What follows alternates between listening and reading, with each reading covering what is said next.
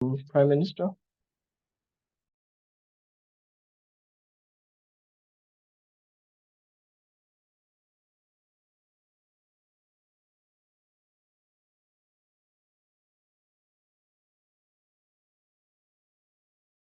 Oh, sorry, I missed it. Am I good? Yes. Okay.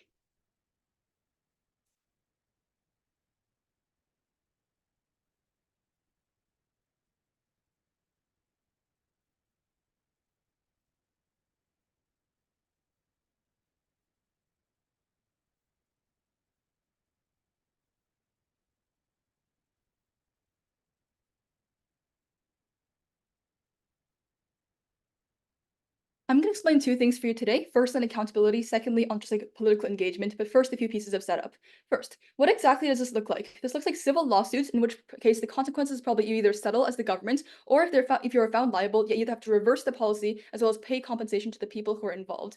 And realistically, the cases that are going to be brought up to civil court in this case are cases of intense harm. And on framing, the reason this is the most likely circumstances of cases is that there is still some intrinsic cost to opening and filing a lawsuit in the very first place, as the massive amount, like the reasonable degree of financial cost that is involved and the amount of time that is involved as well. So in cases in which this is not a very intense harm, people probably do not necessarily find it important to file this lawsuit. It's probably far harder as well to galvanize large amounts of people to join in, as well. But secondly, I just want to point out that even if it is the case that we significantly increase the number of cases that is going through the civil lawsuit, the increase in like demand on and pressure on courts probably also increases the funding and attention that is given to these courts as well.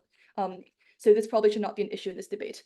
Two important points then for today. First, let's chat a little bit about accountability and why this is the most important point in this round. And the reasons why class action lawsuits are uniquely important then is that for any individual, even if they have the capacity to sue, the barrier to entry for individuals is far too high, just from the perspective of just your everyday average citizen. Where firstly, the cost of going to court and, for example, hiring things like a lawyer is often insurmountable for an individual. But secondly, I suggest you also just feel alone emotionally. It's very intimidating to go up against the entirety of, for example, like the national government of a whole country, or for example, building a case, having to stand in court as an individual, it feels significantly more intimidating. But thirdly, there's often a collective action problem as well, where you feel like someone else is going to do it, so you yourself never begin the lawsuit in the very first place. Comparatively, under a class action lawsuit, you can pull together resources, feel a sense of solidarity, so you have far more lawsuits in the very first place, and they're also more likely to be effective because of the increase in resources, and also just because civil lawsuits are weighed on a balance of probabilities. But secondly, it's the fact that oftentimes governments will be willing to just do things like settle because they don't want to waste significant amounts of time when they can be doing things like running the country. They want to avoid the prolonged negative publicity from the lawsuit as well, and just generally are going to be willing to make large concessions in a large amount of cases. Why then is this quite important? I think the primary problem to observe here is why elections are incredibly insufficient, where elections suffer from the problem of a recency bias, where you oftentimes at the point of an election, the events that are most proximate to this election temporally are the most emotionally salient. Where, for example, I currently really emotionally feel the impact of the most recent policies on my life. But even if I remember the bad policies a government has passed in the past, I forget exactly how emotionally visceral that had in terms of its impact on my life. So the conscious remembrance is insufficient because it's not as emotionally compelling compared to the most recent policies that still have emotional compulsion on me. And also just like many people forget quite literally the things that have happened in the past because people are not consistently emotionally politically engaged for the duration of, for example, a 4-year cycle. What is the problem then with this? The problem that then arises then is that governments can have the capacity to get away with passing bad or harmful policy during the middle of elections when they know they can get away with it, when they know it's not going to bite them back at the end of the election cycle.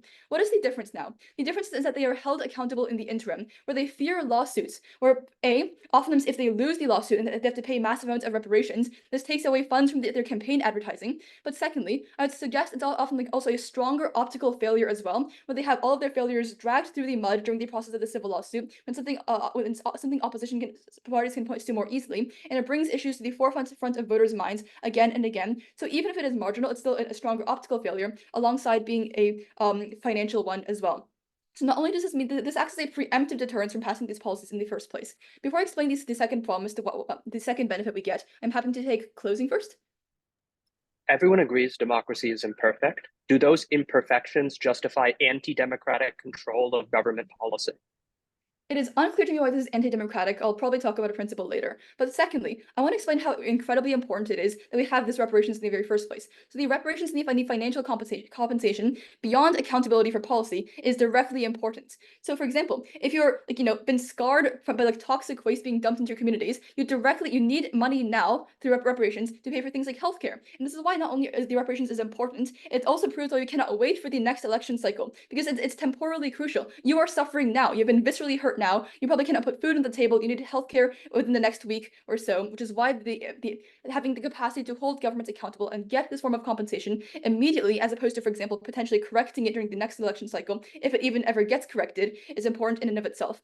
Briefly, let's talk about why this is principally justified. I would suggest that this is that we have observed, for example, that there's been a failure for governments to actually provide for people in this case because of the fact that these elections are imperfect. But also, I'd suggest that the governments have an obligation, as do many individuals, to not bypass the harm principle, where the fact that this often occurs in cases of having intense or meaningful harm onto people, it is unjustified for the governments to inflict this harm onto individuals. How does this then select for this? Note that this still bypasses a decent amount of democratic checks, right? Courts are going to be relatively fair. At the very least, they're not going to be biased radically in favor of the people, right? So there's going to be relatively fair accountability mechanisms to ensure that people are getting a just and due amount of compensation that is deserved. And given that the fact that governments have a general obligation to serve these citizens by virtue of, for example, taking taxation, the monopoly on violence that they hold over individuals, we think it is principally justified for them to have, for this accountability mechanism to exist in this capacity. Second, let's chat a little bit about why this increases political engagement and transparency of information as well. I think this occurs in two ways. The first way is that we get more engagement on behalf of groups that have been currently disadvantaged. Because the problem with the status quo then is that many marginalized groups disengage from politics because they perceive there to be no hope, but they are used to being downtrodden for far too long and they feel neglected time and time again. And this means oftentimes that they disengage from politics in terms of being relatively uninformed and just not being willing to follow politics on a day-to-day basis because they perceive there to be no capacity to change anything in the future. But note how this becomes a self-fulfilling cycle, right? Where the more disengaged they become, the less emotionally important they are for future elections because they are seen as, for example, voters who are not going to be activated, and this means they get even less catering in the future as well.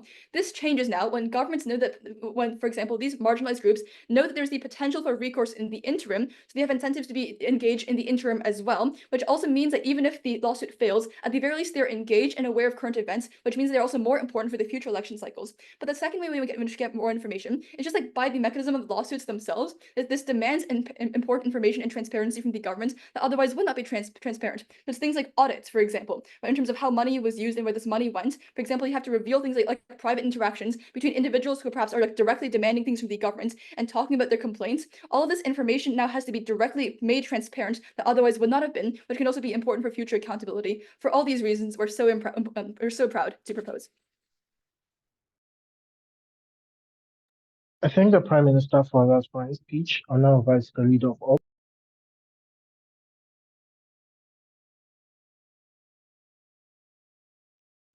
Hi, can I confirm that I'm audible? Yeah. Yeah, okay, let me just get my timer up.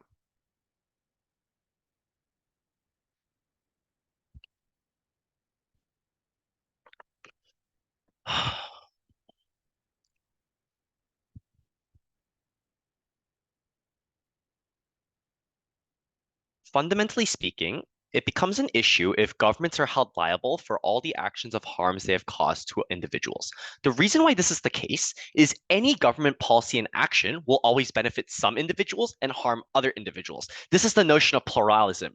We think every policy inadvertently will harm specific groups of people. The role and the mandate of the government then is to understand the joint holistic perspective of the government and the citizens under them and create the most effective policies that are most beneficial to the vast majority of people and minimize the harms. When those harms exist, we don't think that government should be held liable for those actions. For those reasons, we are more than proud to oppose this motion. A couple things I'm going to do. I'm going to clarify this debate by setting up a couple bit more. Secondly, I'm going to be going on to my responses and framework. And finally, we're going to be giving two big pushes. The first argument on its OO is going to be about the stagnation of policy decisions and the regression. And secondly is about the inflexibility in times of government crisis, with the end goal being that governments are more actively harmed, inadvertently harming those very civilians that you are trying to protect impact as a whole. Firstly, a little bit more on setup. I want to talk about this, that the real debate lies when the government has popular policies that exist, but it harms a small minority group of people, right? So inadvertently, people are going to be harmed. A bit about class action lawsuits. Class action lawsuits are civil lawsuits, meaning that you have to prove damages and not beyond the burden of proof. This means that this isn't necessarily about justice, but about proper compensation. What happens necessarily during class action lawsuits then? This is going to integrate into the responses of the second speaker of OG, but during class action lawsuits against the government, you probably need large law firms with a lot of money and support, which probably means that the most impoverished small communities that don't have any media spotlight, i.e. the biggest delta on OG's second argument, are probably going to be people that don't have any of the resources to survive anyways and succeed in class action lawsuits.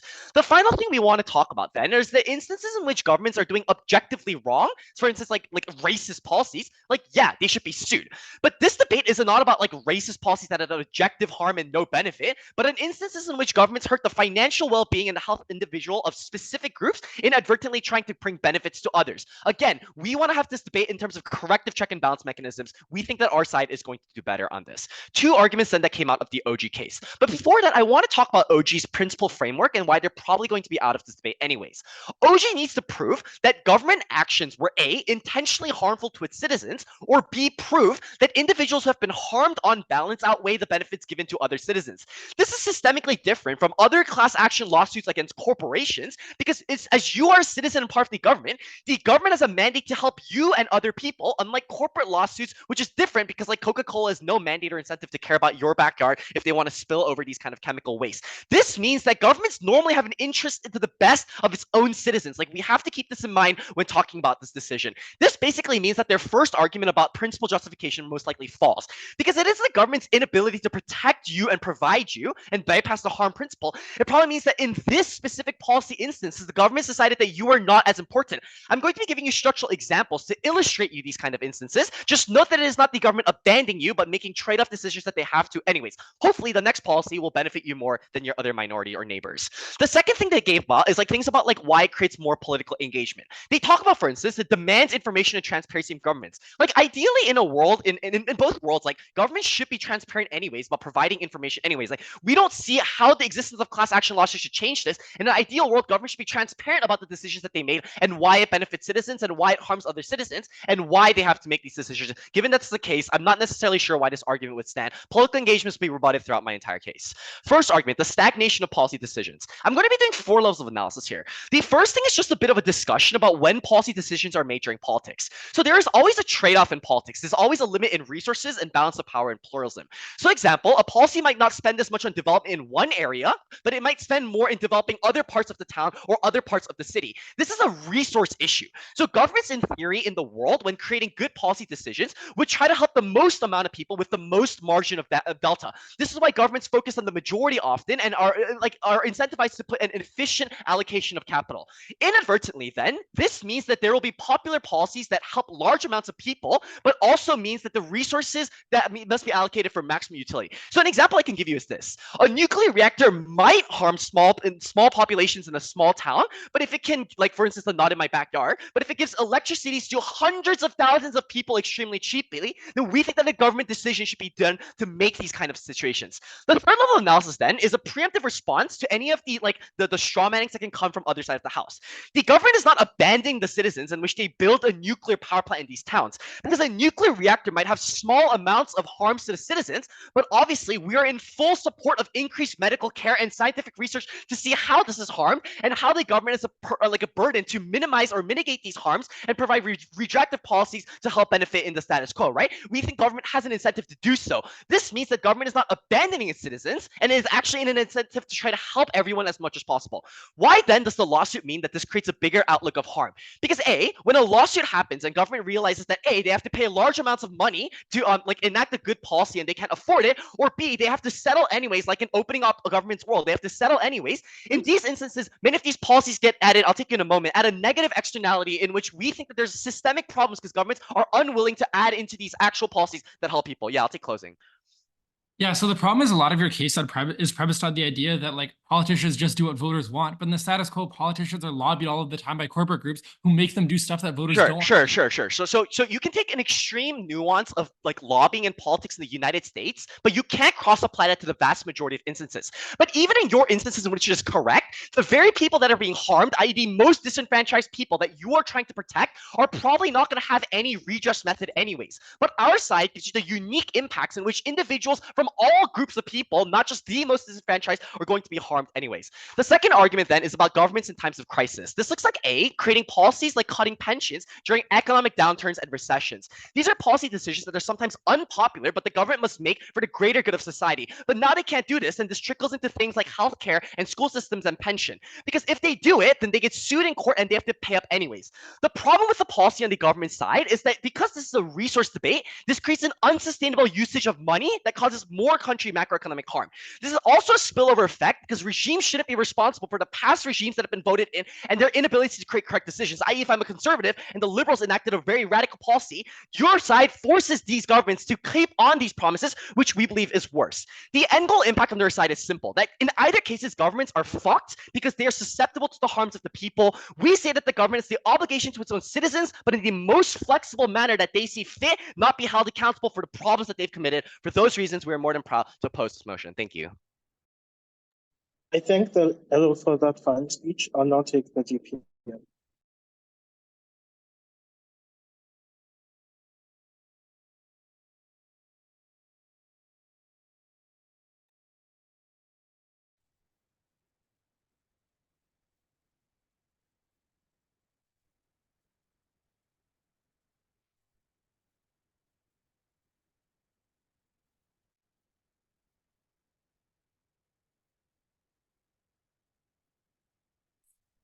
All right, great.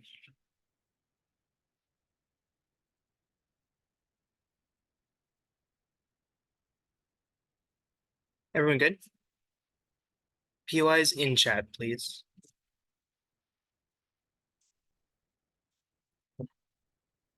Starting my speech. 3, 2, 1.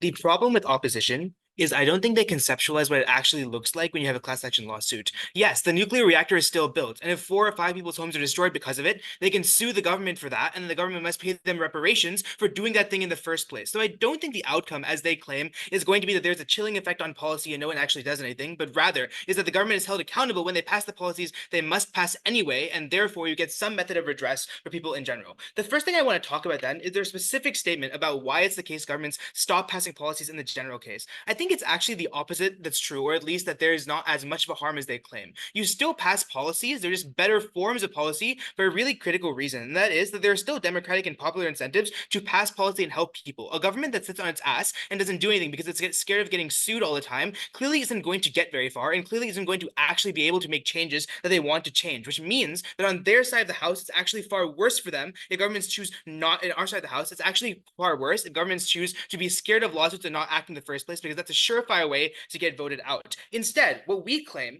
is that oftentimes these court systems are quite fair in deciding what policies get harmed and what policies don't, because I don't think that a harm is equal to any kind of inconvenience or worse outcome. So for example, if we decide to tax rich people more, rich people are not able to sue because they're being taxed more. That's some kind of harm that accrues to them, because that doesn't really constitute an actual harm that happens to them as opposed to just a policy trade-off. But what we think then is that as long as we prove that courts are able to function somewhat well and somewhat check back against this, they don't get the matriculation of their harm, because their harm only matriculates if every single class action lawsuit would always succeed, even when it probably shouldn't. But we claim is instead there is a fair application of these lawsuits that means that people get a method of redress. Why are court systems generally going to function well, besides the fact that they're already designed to do so and there are huge amounts of regulations, laws, and restrictions that make them do so, which I think is probably already given to us? Well, first, judges in the systems that are in place are appointed by government officials in the first place, which means there are many systems of accountability and checks and balances, which is to say that the president appoints a judge, and that judge is then the one ruling these things in the first place. So they must balance the law and the right of law and like whatever it is the case, but also the kinds of policies and beliefs that they have and the policies that these governments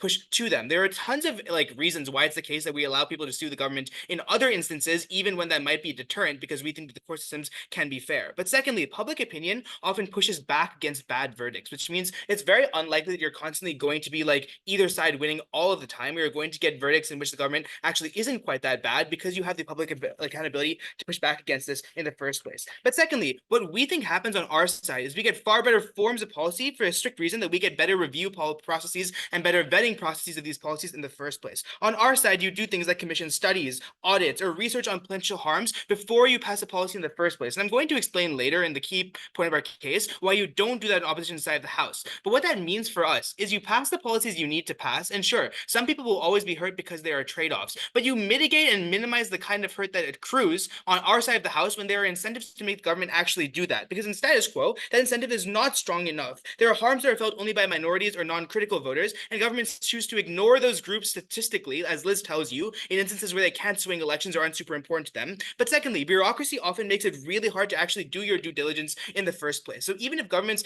do have some incentive to care about the harms that they cause, the problem when you have multiple different bureaus and multiple different agencies acting in certain policies and multiple different politicians squabbling with one another is oftentimes logistics fall to the wayside. And those are the kinds of harms that propagate. It's not like the government goes out and says, I want to harm a certain group, but rather it's that the government doesn't think through its policies, doesn't have a robust enough review process because of all the political machineering going on in the background. And that's the point at which people actually get hurt on the ground. That's the point at which we think the side opposition should lose this debate. What we make very clear then is that there's a huge amount of direct accountability we only access on our side of the House when it's the case that you allow these class action lawsuits to happen in the first place. Our claim is simple. People don't have a satisfactory way to hold the government accountable. Individual suits are often doomed, and elections are not proximate or direct enough to actually have an impact on people. I want to note, governments have active incentives to actually engage in pretty harmful or not great policy on their side of the House. First, there are politicians that choose to favor majority groups, which are good for swinging voters without much backlash from the groups who are left behind, because as we've shown you, they don't actually have much of a tool to actually leverage being left behind or leverage the harms that are done to them. So in some instances, and I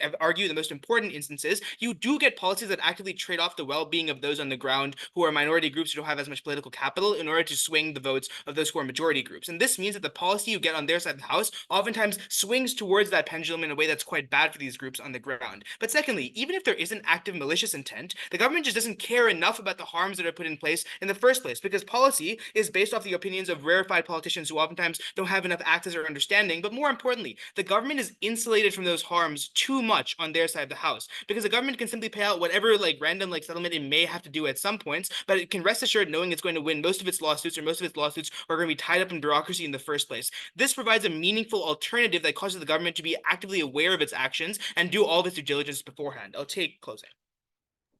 Could majoritarian groups not also sue the government over liberal policies like affirmative action, Yes, religious reservations, yes. pay equity, etc.? Yes. The difference, though, is specifically in the kinds of accountability that you can actually get in these instances. So sure, harms to certain majoritarian groups can also be sued, and we think principally that's consistent with our case. But what we're saying is that when minority groups get hurt, on their side, the election or the vote or whatever mechanism they already had to address that isn't sufficient, whereas it is sufficient for majoritarian groups. So that's why there's no delta there. What we think uniquely is that minority groups don't have the ability to actually create redress in these other avenues, and we provide that avenue. What is the pushback to this argument? First, that there will always be trade-offs and that we have to prove some kind of intentionality. I'm not sure why that's the case. Even if the government doesn't intend to hurt people, if they pass a policy that hurts people, that's still probably a bad thing that we should check back against. And that's why we have courts and systems in place to do that in the first place, right? But secondly, the omission of a benefit is not necessarily the same thing as an actual harm. So I think there's a higher burden that they have to argue with, which is why Adi's POI also probably doesn't work, because just because someone doesn't get a certain benefit, that does not equate to an active harm propagated against those groups, and we think that courts will just decide that much better. But secondly, I think that the claim they make is that governments should already be transparent and already publish their files. I mean, great, governments maybe should do that. I don't think they actually do that for the clear reason that, one, it's actually really hard for people to actually access these documents and understand the internal workings on a day-to-day basis. People don't have unlimited time or ability to access these things. But more importantly, there's huge amounts of tools they can use to investigate this. Where are we winning this debate? On groups that were before disregarded because they aren't a crucial voting bloc or majority interest group. Because on op, they have very few ways to challenge or actually get redress for these things. The claim we're making is simple. Even if they don't win every class action lawsuit all the time, it is far more effective than independently suing, because people are now able to collectivize, access group resources they otherwise didn't have, and access the ability to afford public opinion by the way these trials are publicized. We think that when more information gets out there, we think that when more people are able to actually latch onto these lawsuits in the first place, that's a really important accountability mechanism. And it means that the kinds of policies those governments are able to pass is far curtailed, or at least is shifted into a direction that's far more positive. And when harms exist, they should be repatriated in ways that are principally good. We're proud to propose. I think the DPM for that fine speech. I will take GL.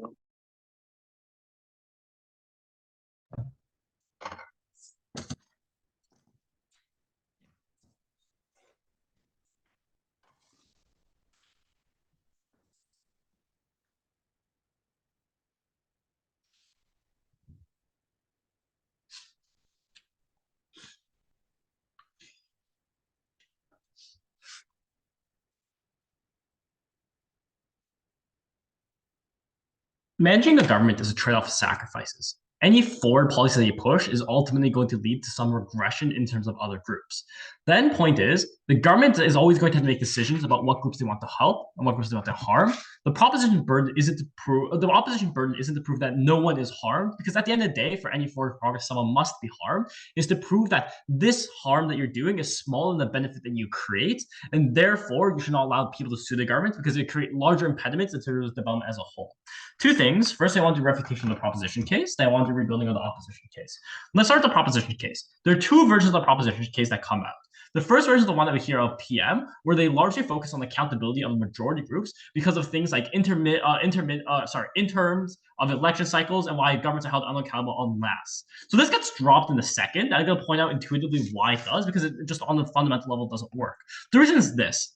The mechanism for why, so the setup that the PM does is that you're only going to bring up things that have intense harm, i.e. like there's large financial cost or whatever. So you're like, so because it's expensive and you have to dedicate years of time towards this. But the mechanism for why governments wouldn't be held accountable electorally is that, well, people just forget about these things. Like, oh, it happened 2 years ago, something more recent happened. This framing by nature is then contradictory. They have to pick and choose. Either it's so damaging that you're willing to go to court for years, spend tens of thousands of dollars potentially on hiring lawyers, like spend your afternoons going into like law offices in order to sue the government, or you can be able to, or you say it's a small enough harm that people are going to forget about years. You can't say it is large enough that people are going to sue, but at the same time, so small that people are just going to, forget about the next time an electoral cycle rolls around. Given this, then the version of the argument that comes out the first is probably gone. The better version of this case comes out this idea of the DPM, where it's accountability towards minority groups, and this is direct engagement towards our case. There are a couple of things to point out here. Firstly, this idea then. So the first thing to point out is just like on like a different kind of idea though, is this idea of like, well, now governments are going to do more research, for instance, and release information and like have like make sure they do like due diligence. There are a couple things to point out here. One is that governments are still incentivized to do either incentivized or disincentivized to do due diligence regardless on either side of the house symmetrically.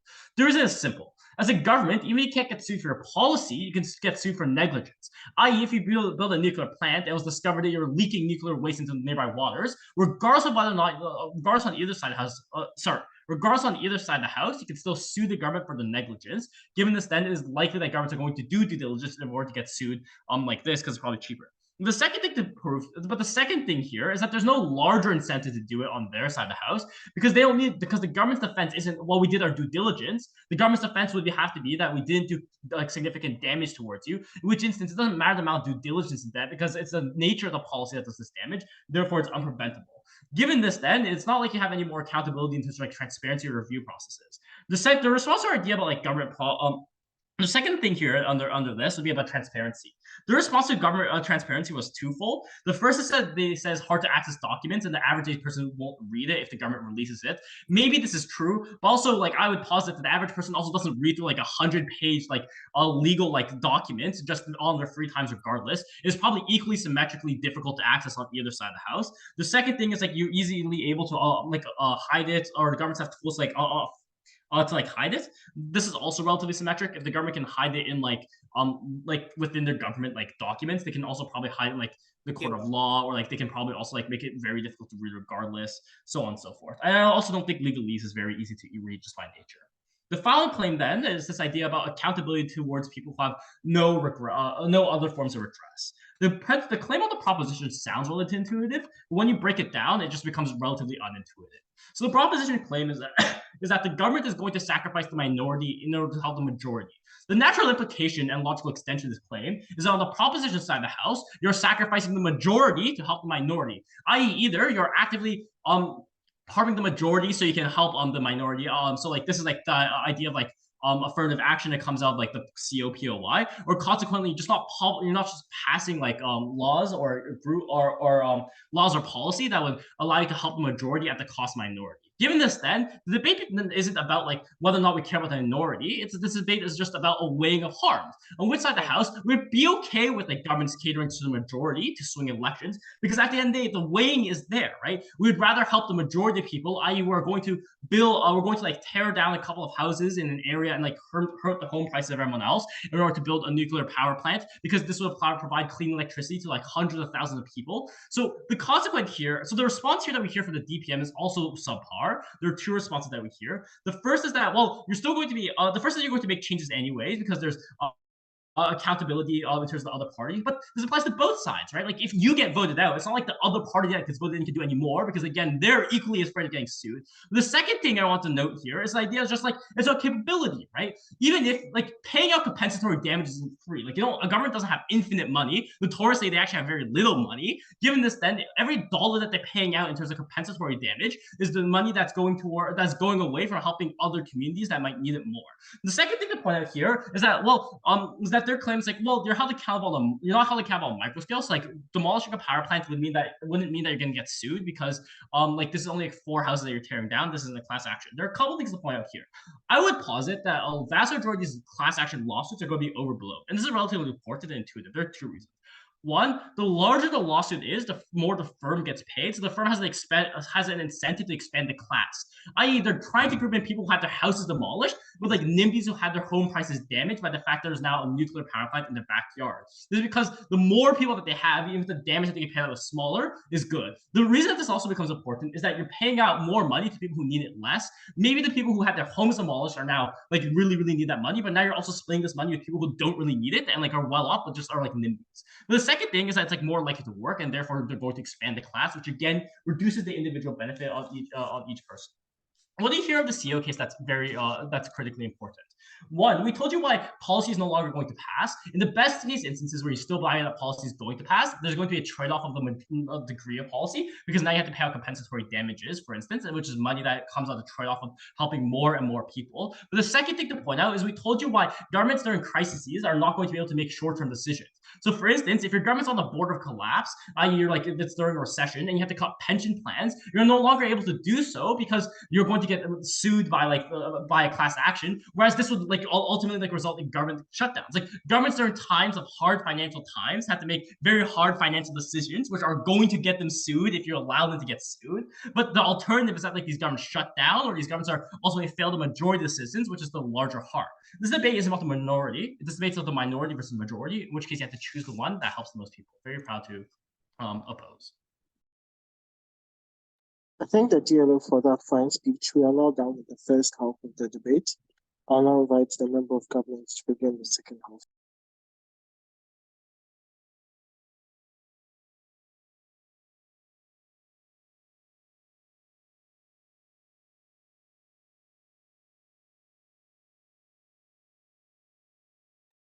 Just checking, am I audible?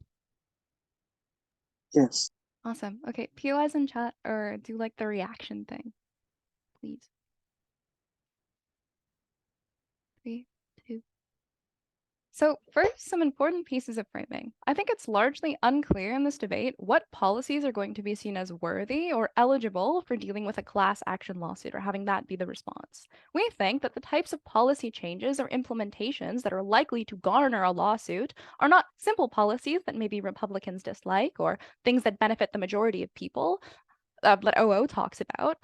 The reason being is that this is incredibly difficult to prove in court. It's very unlikely that lawyers are going to want to actively pick up these cases, especially when it's probably easy to do things like explain why this is probably not that harmful. Additionally, I think the idea that like if a government's in recession and they have to do things in response, I do not think that that is going to be worthy of a class action lawsuit, given, again, it's very difficult or it's very easy for the government to explain different reasons as to why that is the case that they had to do this. I think lawyers are going to not want to take this at all. The policy implementations or changes that are most likely to get class action lawsuits are policies that disproportionately harm minorities, things like those of low-income communities, people who have less sway politically or financially. For example, the government is much more likely to do things like very suddenly cut funding to certain programs that help low-income groups.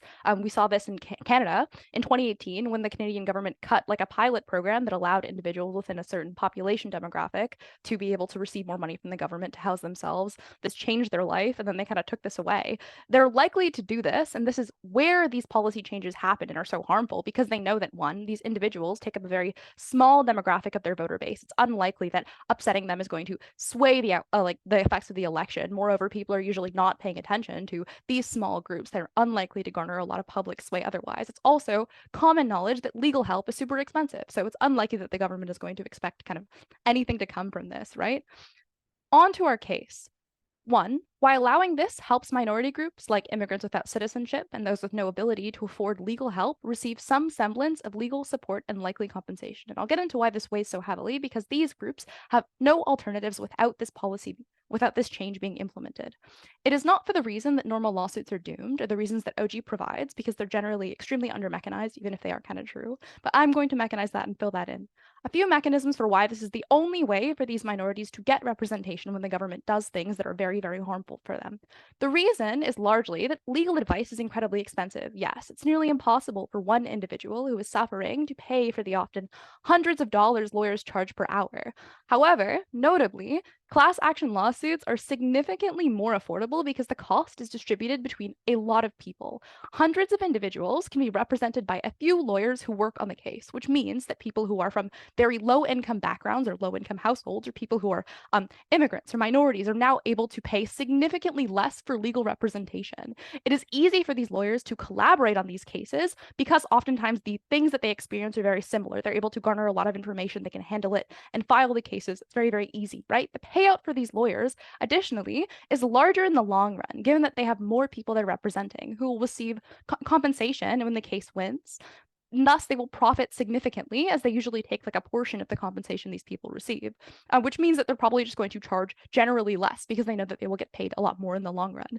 Additionally, this also means that lawyers are going to do their due diligence to get as many individuals who suffered from these policy changes to join the class action lawsuit as possible. Things like going door to door, making sure that other people are talking to people in their community who otherwise maybe would have thought they had no alternatives. This looks like advertising, etc. Because even if the case loses, these lawyers are going to get a lot of money, right? Even if they're charging these individuals very, very little for their services, it's likely that they're going to get a lot more payout than taking a different case. I want to note this is responsive to OO, because even if they talk about, like, I don't know, if people are getting money that they maybe shouldn't, even if lawyers are getting paid, this also means that individuals in the lawsuit are probably getting money that they otherwise would have absolutely no ability to get, because there are very minimal ways of getting legal recourse if you cannot afford the expensive fees and there is no option for a class action lawsuit.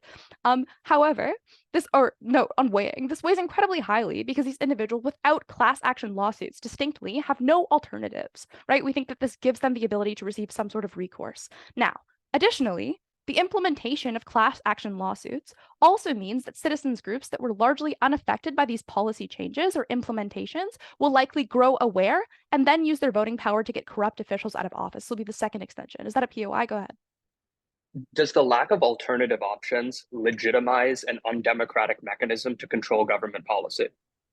So I think it's largely undemocratic when my government promises me that I'm going to get money as a single mother and then they fucking take it away and I have no ability to change that. The government has so much fucking coercive power over people. If you are not of a majority group, you have no way to the state power principle, you have no way of actually legitimizing their power. I think it's largely undemocratic that minority groups are just able to get fucked over by the government over and over with no recourse because they don't have the numbers to get things changed. I think it's very, very unfair. And I think that notably is undemocratic. I also think, like, I don't know, if there's enough people having a class action lawsuit and have enough support, generally the public will probably agree with them. And I think that's largely democratic. That kind of goes into the second extension we have, right? So why is it that when you have these class action lawsuits, other people who are unaffected by this policy change are probably going to become aware of it and then likely use their voting power to get corrupt officials out of office? So even if an individual has suffered extensively from government policy and can afford to take the government to court, even let's say best case,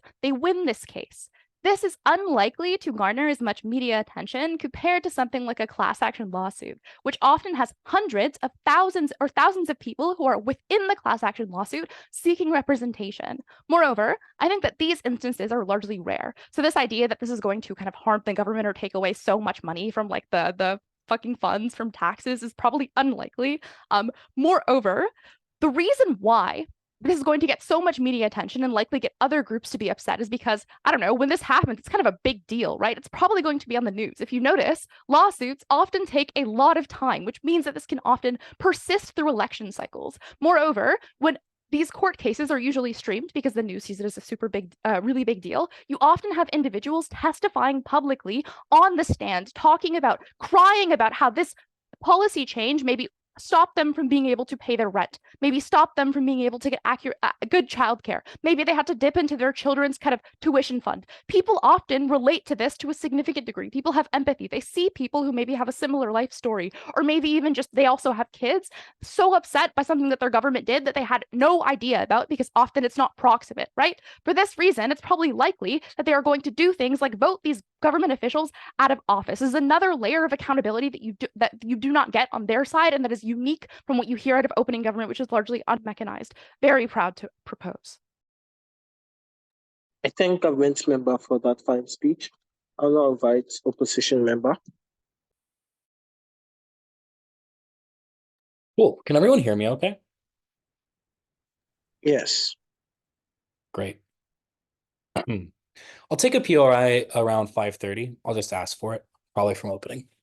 Is anyone not ready? A hammer is certainly a different tool in the hands of a murderer than it is in the hands of a carpenter, and so is the law. The thesis of our case is that when you give an equal weapon to the powerful and the powerless, it is ultimately the powerful who do the most with it. To use these class action lawsuits to shut down progress rather than empowering those people who need progress at the most. Before I get into our argument, I just want to make very clear one thing that is missing from this debate. Politicians are not deterred by these class action lawsuits. The reason for this is that there is a mismatch between political incentives and legal incentives. Politicians are fundamentally short-termists. They care about being reelected. This is the premise of their authority and their ability to participate in the political process, their ability to get money, and their ability to get prestige in their personal lives.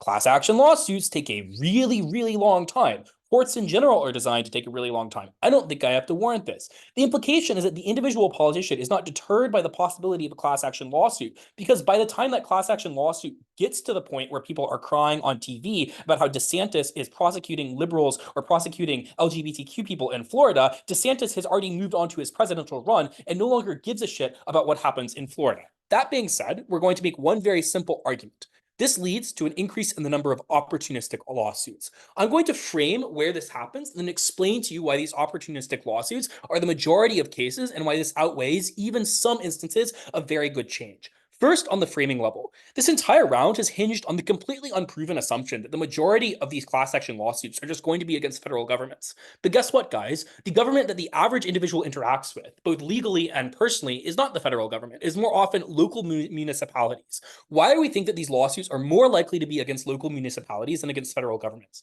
First, people think these cases are more likely to win. Very simple reason. Monroe, the city I live in, certainly has less power to fight lawsuits than the United States of America, which means that if a law firm believes that a class of people in Monroe have some standing to sue a government, they are far more likely to encourage that group of people or represent them if they are suing a municipality than if they are suing a federal entity. Two, municipalities are often simply forced to settle. The reason for this is that they often just lack capital relative to powerful corporations or law firms, and the prospect of a legal battle that drags out for several years, and if CG is correct, has a large degree of actual political attention, means it costs a huge degree of money, and they have the potential of large political downsides. So they are almost inevitably just going to sue and not do stuff like reverse the harm instead. This leads to something that we're going to call opportunistic lawsuits, which is when law firms come into areas where maybe there is not a grievous harm to the individual, but instead there is a clear example of a government action causing financial damage to an individual. This causes an explosion of capital dedicated to opportunism, and these law firms come to these people and say, hey, we're going to represent you if you band together and sue in exchange for taking 30% of the profits. Note that class action lawsuits are incredibly expensive and therefore an exclusive type of activism. This is the key characterization in the round. It is more likely that these class actions are going to be leveled by interest groups than it is minorities in an oppressed region or grassroots campaigning. The reason for this is that, first of all, obviously, there is a capital issue where often grassroots is very bad at generating a large degree of capital and getting lawyers involved, which is why there are grassroots campaigns that rely on word of mouth as opposed to stuff like the law. But two, there's also just a coordination issue where these sort of minority groups have to coordinate an entire group of people under one lawsuit, whereas the counterfactual is one in which you have an interest group which is already designed to represent a pre-existing class of individuals. Finally, I just do think that no matter what incentives an individual may have to sue on behalf of damage done to them, their ability to do so is controlled by the incentive of corporations. And I think that a law firm is substantially more likely to take a case where, for example, a homeowners association is suing a government for inputting a low-income housing unit right across the street, because this has very tangible economic and legal harms to, for example, housing prices. And that same firm is much less likely to take a case about police brutality or structural violence, because it's much harder to prove the effects of structural oppression in a courtroom. A few impacts on this argument. First, there's just less investment in these areas. The reason for this is that individual investors think that their development project might get sued. Note that this applies for types of political and intention investment as well. So CVS is just going to stop selling morning after pills because they're afraid of being sued by class action Baby Incorporated when there's now a massive profit to be made by forcing them to settle. Second, oftentimes these places just do go bankrupt. Note that this is totally independent of the OO argument, because OO tells you just that you have to pay a lot of money when you lose. But we prove that it's bad even in instances in which you don't lose, because you're still having to pay out massively artificially high levels of settlement, because the fact that the corporation can extract so much money from you if you lose gives them a huge degree of bargaining power. And the fact that often you have much less capital than the people suing you means they also have a huge degree of bargaining power to extract very large settlements. This means you can't do stuff like operate the local food bank. It means you are unable to actually provide for people in your region. Second, this generates massive buyout from these movements. Note that even if they prove that some class action lawsuits are successful, this is massively overwhelmed by the fact that one, each individual in this class action lawsuit often doesn't get that much money because it's split among a large number of individuals, which is why when you get a piece of mail asking you to join a class action lawsuit, oftentimes you're paid out like $20. But two, this good effects are massively reversed by the fact that people who now no longer have good social services can point to this group of people and blame them for suing the shit out of their municipality. I'll take opening. Sure. In times of crises, courts are probably not going to find governments that liable because the harm is unavoidable. And similarly, something as minor as financial harm. Why are courts likely to buy into these class action lawsuits? Sorry to cut you off. First, I think oftentimes courts are just insulated from public opinion.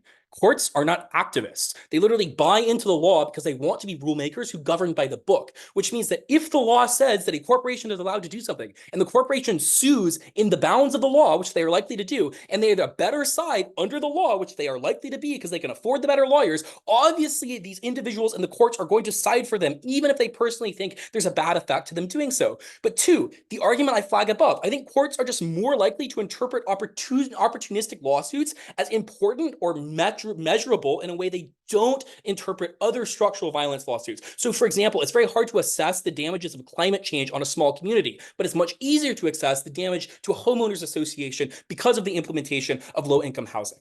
Finally then, what is our solvency for government accountability? First, note that individuals can still sue. So you can still sue for a nuclear reactor giving you radiation damage in your town. The difference is there's not a class of pre-existing people who are looking for an excuse to sue, or where there are firms who are literally ambulance chasers who are looking for every policy as an excuse to screw people over. And note there are often free services that can connect you with this stuff and check back.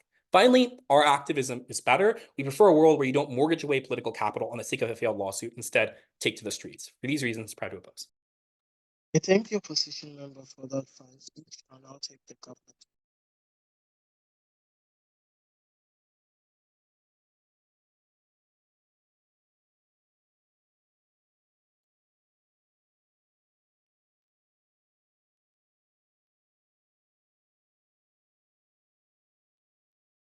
Much of the opposition material in this debate relies on the implicit assumption that democracy generally functions. That's to say, oh, it's like, look, you pass policy and there are trade-offs, and the reason presumably they think those trade-offs are legitimate is because people in different groups could vote on them democratically and come to a consensus. I think that the major problem with this case is that they fail to contend with the fact that there are a huge portion of people who have zero democratic voice. And I think OG also officially explains this, right? Our case is quite simple. We tell you that one, we think that for many people, there are literally no alternatives. OG asserts to you that, like, you know, this is like some more alternative, but they don't explain to you why, for example, people are unable to do like regular traditional suits, which are still allowed in the status quo. We explain it's because regular suits are far more costly. They're far less publicly accessible to the extent that, for example, you don't have a large class action suit and then you get like emails to everybody in the community asking them to join. That's something that uniquely happens with a class action suit, where people who initially didn't know about the suit or initially weren't able to get involved are able to now get involved because there's an ask to join for more people. This means that those people uniquely get redress on our side of the house. But But second of all, we explained to you that it's significantly cheaper to the extent that you're able to spread the cost far more. And note that even if you're like representing 100,000 people, you probably only still need 50 lawyers. So I think the cost like per person goes down significantly. This means that you're far more able to pursue these things. But additionally, and I think that's just critical at round winning, we explained that there are people who literally have no representation in the status quo. There are people who not only just don't vote because of like socioeconomic reasons, because they feel disempowered. We see that there are people, for example, who are immigrants, who are non-citizens, who literally have zero ability to be politically represented. Note that all of the people that we talk about in the status quo are victims of state power. That's to say that the state directly controls their lives. The state sets the economic conditions under which they live. The state exercises force against them, especially in the case of some minority communities. You have like literal policing actions which harms them on a daily basis. These people don't get political participation and they don't get political voice to the extent that they're systematically stopped, but also to the extent that they literally just don't get a voice in the status quo in the case of immigrants or like children. And that means that the state is not fulfilling its obligation to allow the people that it rules over to have some say in its affairs. Then we tell you that on our side of the house, it uniquely changes when you are able to have these large class action lawsuits that have far more participation than the counterfactual. That means that you're able to get significant change. Let's explain the implication around them. One, I think that this is able to officially take out all of O's material. Because if O, like even if O is right, that you have like a lot of suits, we think that to the extent that the basic policies are illegitimate, that's to say that policies that like harm immigrants, for example, or in Canada, like foreign homeowner taxes that stop foreign owners from owning homes, those people who don't have votes, this means that the trade-off is not something that's democratically ascended to. So I think it's illegitimate and it does deserve to be challenged in court. But we have two further responses to their stuff about balance and trade-off. One, we think that it is just good that governments do have to make sure that everybody is going to be better off on their policies. That is to say that we respect the separateness of persons. We think it's wrong to harvest one person's organs to save 5. So even if it's a net positive decision, we think the government has an obligation to make sure that everybody is going to be well off. What this means is that when you pass this policy, governments have a massive incentive to do things like ensure that they have additional parts of the policy to even help people who are affected negatively. That means things like when you build a nuclear power plant, you make sure that everybody's fairly compensated for the price of their home so that they can't sue you. We don't think that this means no action. All it means that when that action is taken, it's taken responsibly, making sure that everybody's interests are taken into account. But second of all, we think you still get a huge amount of policy because look, a lack of policy is still policy. If the government fails to address certain issues, that's still a thing that can be sued over. So this means that you have a further incentive when like Congress people are like getting lobbied by corporations to pass their policies to prioritize policies that directly affect people because those people don't want to be the victims of suits. But we also explained to you that I think there's a unique public interest perspective. That's to say that OG never explains to you why, for example, protests are insufficient to get public change. Presumably, those also create some degree of public pressure. We explained to you that one, it's far easier to organize a class action lawsuit to the extent that there's like lawyers whose entire job it is to run the case. But second of all, you probably have a far more personalized experience to the extent that you are able to see people on the stand actively talking about their lived experience. I think at protests, oftentimes like you don't get that degree of personalization. You don't have like one person talk for an hour and a half about their life story. And that means that there's less public attention, less interest, but it's also less legitimized. Note that to the extent that the courts accept to see a hearing, etc., that gets reported on, it's seen as an official state procedure that people are going to tune into, whereas something that's a protest is oftentimes dismissed by people who disagree with it politically as like just a bunch of hooligans that aren't being serious. Okay. Lastly, we think that like taking out the last bit of they just said the government is interested in like maintaining its citizens' quality of life. First of all, I think we already POI'd that there's like lots of lobbying and there's lots of a degree to which the rights of the citizenry is actively taken away by things like politicians need to have enough money to pay for campaign financing. But second of all, we explained that citizens aren't the only relevant group. They're like immigrants, they're like foreign nationals. Those people are also deeply affected by policy. And I think those people also have a right to have a say over the policy to the extent that the policy controls their life because the state has like power over them directly. Okay. Beating OG then. I think that I've already explained largely why we beat OG. I think they under-mechanize why exactly these suits are unique compared to the existing options of the status quo. And I think a lot of their material falls into the trap of already being susceptible to like rights-based challenges. So for example, most democratic countries have bills of rights. I think it's uniquely policies that harm people but aren't already addressed by those things that are able to get addressed and are able to have far more public pressure on our side of the house because we explained that there's far more public attention when it's like a court hearing than a random protest. I'll take opening opposition. Regardless of the rhetoric of you want to help everyone, policy is a trade-off. Paying someone for the housing price decrease, i.e. a NIMBY, means trading off homeless shelters elsewhere. You can't have your cake and eat it too. You can't help everyone. Yeah, so I think the point is just to say that in the cases where there are policies that harms people, the government has an active incentive to make sure that people are generally better off. We recognize the government can't universally provide. We think courts will generally be reasonable. Like, I think that courts aren't insane and won't assume that because the government has like met its budget limitation, therefore you're going to get a huge amount of money out of it. I just think that this means that groups that are historically underrepresented or have a like critical barrier to being represented in the first place do get representation. Beating CO then, I think there are multiple problems with the CO case. First of all, we think that it's largely symmetric to the extent that these lobbying groups that they talk about already have a huge amount of power. That's to say that because they have money, they could do things like directly lobby politicians. But additionally, they could just do things like have mobilize a large voter base because oftentimes, like the NRA, for example, has a lot of people that subscribe to it. This means that all of their impacts probably happen on either side of the house and don't matter.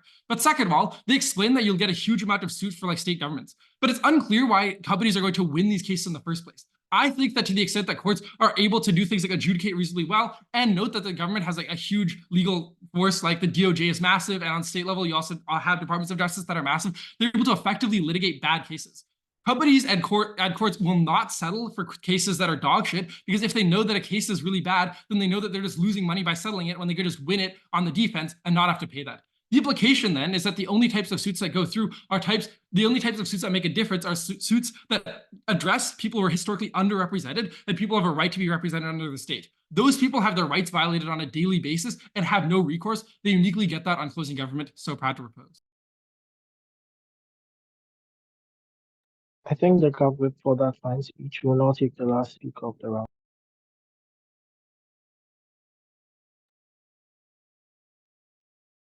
I'm a big fan of engagement, so I'll try to take 2 POIs, one from opening, one from closing. Can people turn on their video and wave vigorously? Because that'll be the best way to get my attention.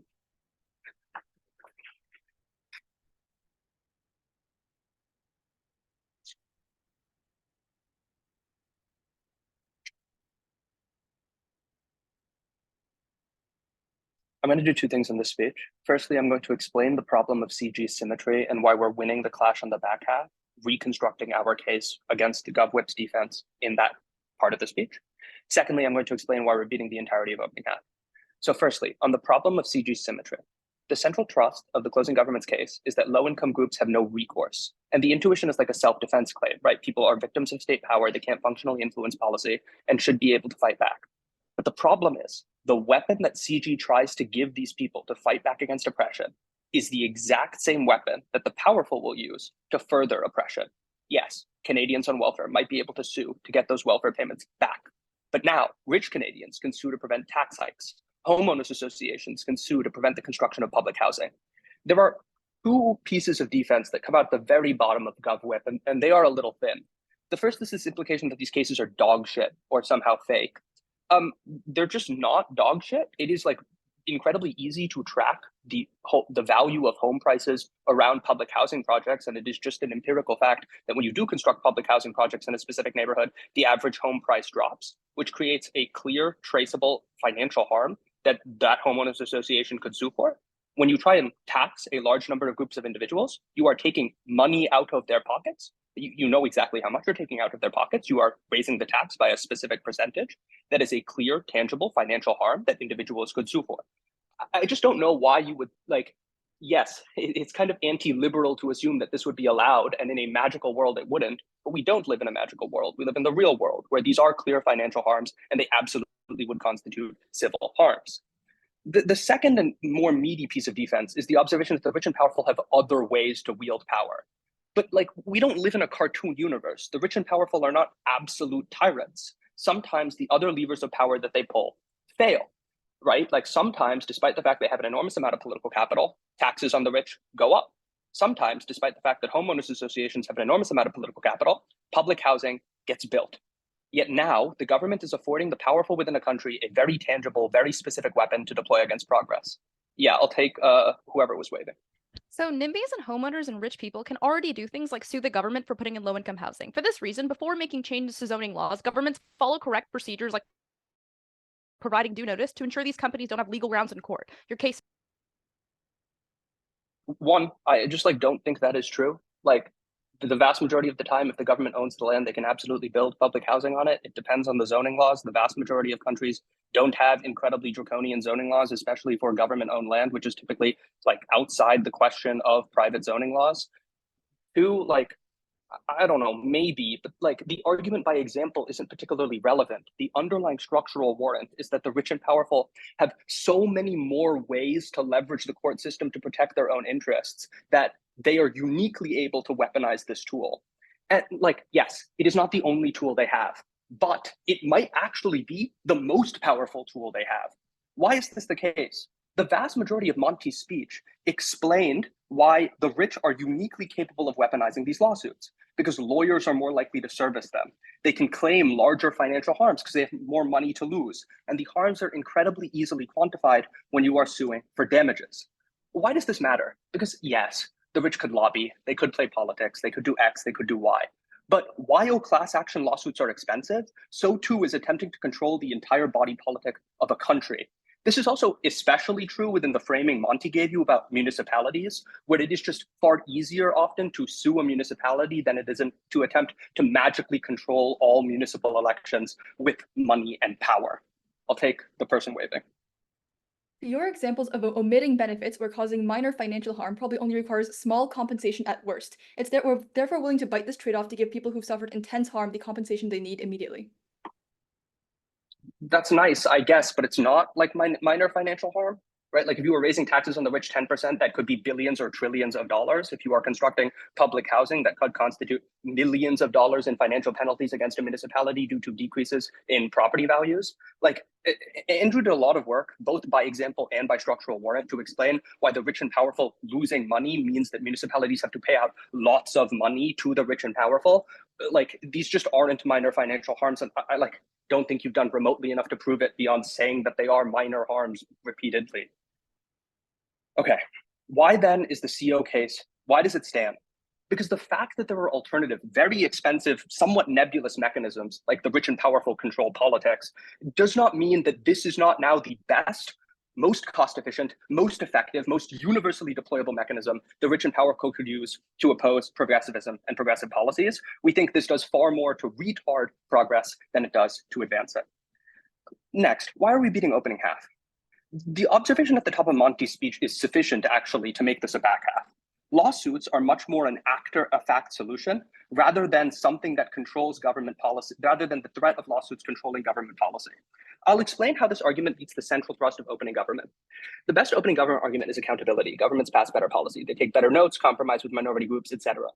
The issue with this argument is that it treats government decision-making as monolithic, and this assumption fails due to three observations, all of which Monty made. One, lawsuits take a very long time because you have to certify the class, do discovery, do hearings, do pretrial motions, etc. It's also especially true for big lawsuits that involve large numbers of people like class actions. Two, politicians need to win imminent elections to stay in office, which creates a principal agent problem. The incentive on the margin is always for politicians to take the politically expedient decisions in the short term and push accountability down the line. And thirdly, the political benefit accrues to the politician because they get elected. But 10 years down the line, the financial settlement comes out of the taxpayer's purse. So it is deeply unclear why politicians, when making decisions, would care about lawsuits that will settle when they are either out of office, or certainly why they would ever make a trade-off against their imminent political calculus because they fear getting voted out today and they're not particularly concerned with what's going to happen 10 years from now. So why would politicians then take the responsible action when they are engaging in policymaking, as OG and CG imply? GovBench never does the work to explain why the incentive of the government and the incentive of politicians who make decisions within the government are symmetric. We have sufficiently delinked that. Opening half is out of the round.